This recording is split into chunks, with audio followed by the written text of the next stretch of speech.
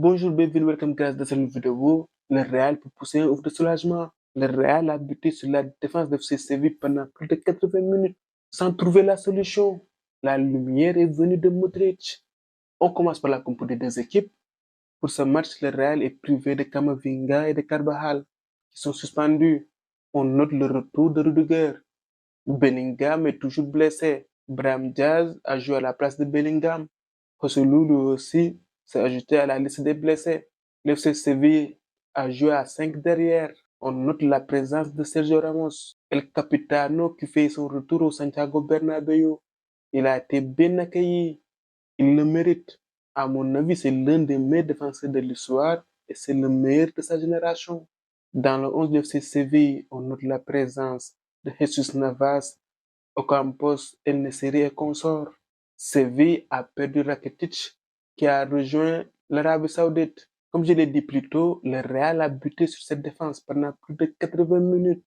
Le Real a dominé tout le match. Le Real a eu la possession et le Real a eu les occasions sans pour autant pouvoir les mettre au fond. Que ce soit Vini, Rodrigo, Tchouaméni, Valverde, ils ont tous échoué. Si ce n'est pas la défense qui repousse, c'est le gardien. Sans le but de Modric, j'aurais fait un débrief complètement différent. Dans ma tête, je me disais que ce match nul est différent du match nul face au Rayo Vallecano, où je n'avais pas aimé la prestation du Real. Mais sur ce match, le Real a poussé, le Real a accéléré, sans pour autant faire la différence. En premier mi-temps, certes, le Real a mis moins de rythme, mais le Real a su se créer des occasions. Avec Tchouaméni, Valverde. Et en début de match, on a eu un but refusé pour hors-jeu par la VAR. Vinicius sert parfaitement Lucas Vazquez. Et Lucas Vazquez qui finit tranquillement. Mais le but a été refusé pour une faute de Nacho au départ de l'action. En deuxième mi-temps, le Real a mis plus d'intensité.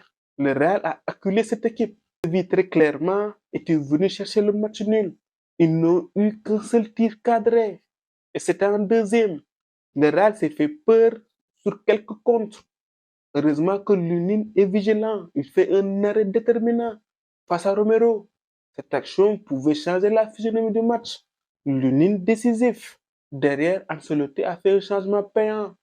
Il a fait un choix offensif. Il a fait sortir Nacho pour faire entrer M. Luka Modric. À 38 ans, la lumière est venue de lui sur une frappe dont lui seul a le secret. Gracias Modric, c'est le game changer.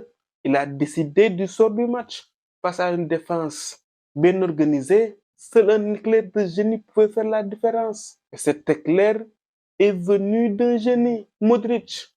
Le Real qui bat l'FC Séville 1-0. À l'aller, on avait fait match nul 1-1. Je me disais qu'on allait encore faire match nul comme à l'aller. Et comme on l'avait fait face au Rayo, ou à l'aller comme au retour, le Real a fait match nul. Le Real s'est sorti du piège de FC Séville. Et le Real se remet en match. Parce que mine de rien, le Real a fait match nul face à l'Atlético Madrid, puis victoire face à Girona.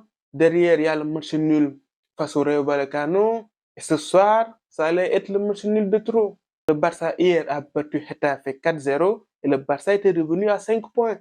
Un match nul ce soir aurait relancé le championnat. Le Real a tout intérêt de tuer très rapidement tout suspense en Liga pour se mettre à l'abri. Une victoire importante. Félicitations au Real, félicitations à l'équipe et félicitations à M.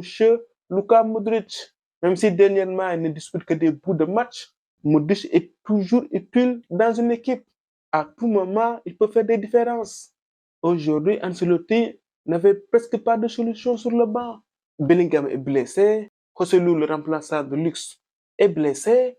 Le Real n'avait que le jeune Alvaro comme attaquant et peut-être Arda comme solution offensive.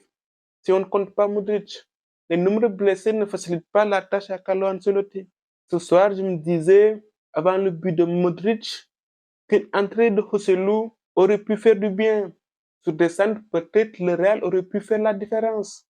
Vu que les combinaisons tentées par Rodrigo, Vinicius, Brahim Diaz n'aboutissaient pas. Avec cette victoire, le Real remet à 8 points le Barça. C'est un écart qui est plutôt confortable pour les hommes de Carlo Ancelotti. Voilà, c'est tout pour cette vidéo. On se retrouve pour d'autres vidéos. À très bientôt pour de Love Football.